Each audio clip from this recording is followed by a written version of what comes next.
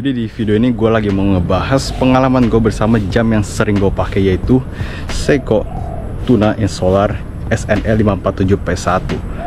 Ini merupakan jam tangan yang sejak pertama beli sampai sekarang ini sering banget gue pakai, dan ya ada beberapa faktor yang pasti gue bakal jelasin di video ini gitu. Jadi buat kalian lagi mau minang Seiko Tuna, mau yang otomatis atau mau yang solar, harusnya video ini bisa jadi pertimbangan buat kalian yang mau beli gitu. Jadi sekarang langsung aja kita mulai nih. Nah, yang pertama yang gue suka banget dari si Seiko Tuna ini, terutama yang solar ini ya, yang SNL 547P1, itu kenyamanannya. Jam tangan itu bener-bener flat banget bawahnya ya. Jadi begitu dipakai di tangan, dia itu flat dan kayak nggak ada tonjolan-tonjolan. Itu nyaman banget untuk dipakai. Plus kalau kalian lihat, dia di bagian lak to laknya itu ya, bukan lak to lak, bagian laknya itu dia agak nurun dari jamnya gitu. Jadi pada akhirnya itu ketika dipakai di tangan, dia kayak melok tangan kalian begitu disambungin dengan strap gitu. Plus kalau gue mau pakai NATO strap, dia jadi nggak gitu berasa berjendol. Jadi ya nyaman banget. Jadi dari NATO strap itu bener-bener cuman look doang, nggak ada jendolan lagi gitu ya. Dan itu menurut gue nyaman banget untuk dipakai gitu.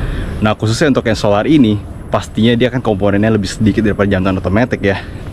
Dia itu bener-bener ringan ya, nggak bener-bener ringan banget kayak jam tangan plastik, tapi buat sebuah jam tangan stainless steel diver yang ada bezel, ada shroud segini segala macamnya, ini tuh bener-bener nyaman dipakai dan nggak gitu ngeberatin tangan gitu. Jadi gue mau aktivitas ini, gue tadi habis sedikit jogging di belakang begitu ke taman ini, pakai agak sesak napas, dipakai di tangan pun nyaman.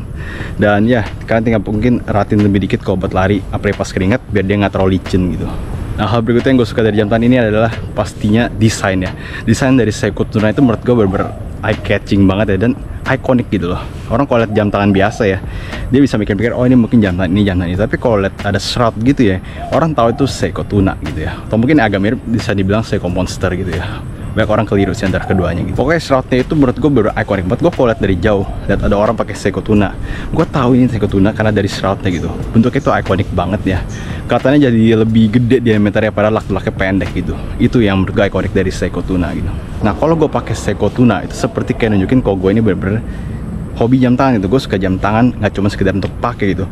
Pokoknya tipikal Seiko kayak Seiko Tuna, Turtle, Samurai, Monster, itu menurut gue kalau lihat orang pakai jam tangan kayak gitu, itu gue tahu kalau ini orang suka jam tangan gitu.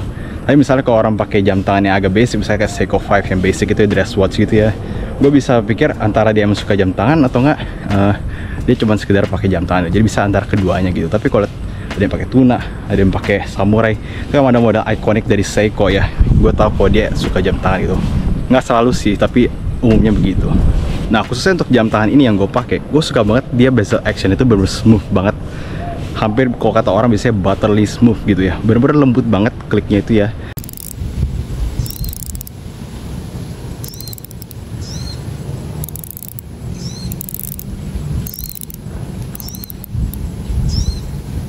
Hampir serasa kayak kalian lagi ngeputar friction bezel yang ada kliknya sama sekali, tapi ini ada kliknya gitu.